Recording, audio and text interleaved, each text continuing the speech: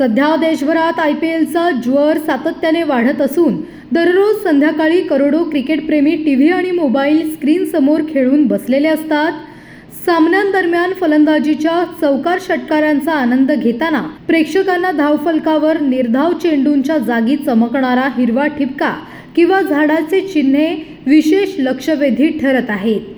BCCI आणि टाटा समूहाने पर्यावरणाचे संतुलन राखण्यासाठी सुरू केलेल्या ग्रीन क्रेडिट उपक्रमांतर्गत प्लेऑफ फेरीतील प्रत्येक डॉट बॉलसाठी 500 झाडे लावण्याचा संकल्प केला असून याद्वारे आतापर्यंत 6,27,000हून अधिक झाडे लावण्याचा भव्य दावा केला जात आहे। ही वृक्षारोपण मोहीम महाराष्ट्र, राजस्थान, मध्य प्रदेशातील ओसाड जमिनींवर आणि गंगा यमुना खोऱ्यात राबवली जात असल्याचे सांगण्यात येत आहे।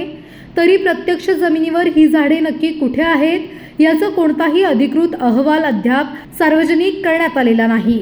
आजच्या आधुनिक डिजिटल युगात कोणत्याही मोठ्या पर्यावरणीय मोहिमेची सत्यता आणि पारदर्शकता सिद्ध करण्यासाठी जिओ टॅगिंग आणि GPS लोकेशन हे अत्यंत प्रभावी साधन मानले जाते। असे असतानाही BCCIने या झाडांचे अचूक अक्षांश, रेखांश आणि प्रगतीची छायाचित्रे संकेतस्थळावर का उपलब्ध केली नाहीत असा रास्त प्रश्न आता जागरूक क्रिकेटप्रेमी आणि पर्यावरणप्रेमी नागरिक उपस्थित करत आहेत। केवळ जाहिरातीपुरता किंवा कॉर्पोरेट सोशल रिस्पॉन्सिबिलिटी अंतर्गत केला जाणारा हा एक मार्केटिंग फंडा तर नाही ना, अशी शंका जनमानसात निर्माण होत आहे। हा स्तुत उपक्रम कागदावरून उतरून प्रत्यक्ष जमिनीवर दिसावा यासाठी त्याचा पारदर्शक अहवाल जाहीर करणे ही काळाची गरज आहे।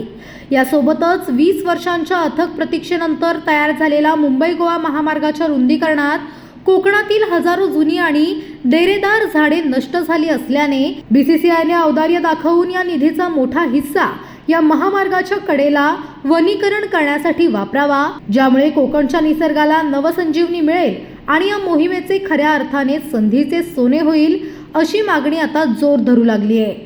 केवळ स्क्रीनवर हिरवा ठिपका चमकावून पर्यावरण हिरवेगार होत नाही, तर त्यासाठी प्रत्यक्ष माती ओली व्हावी लागते। BCCIने केवळ आकडेवारीचा खेळ न खेळता कॉर्पोरेट सोशल रिस्पॉन्सिबिलिटीला उत्तरदायित्वाची जोड द्यावी। पारदर्शक अहवालाची मागणी केवळ पडद्यावर झाडांचे आकडे दाखवून चालणार नाही, ती लाखो झाडे प्रत्यक्ष जमिनीवर कुठे लावली आहेत याचे GPS लोकेशन आणि पारदर्शक अहवाल BCCIने जाहीर करावा। पनवेल, नवी मुंबई आणि रायगड जिल्ह्यातील ताज्या बातम्या आणि नवीन घडामोडी पाहण्यासाठी सबस्क्राइब करा कोकण संध्या न्यूज।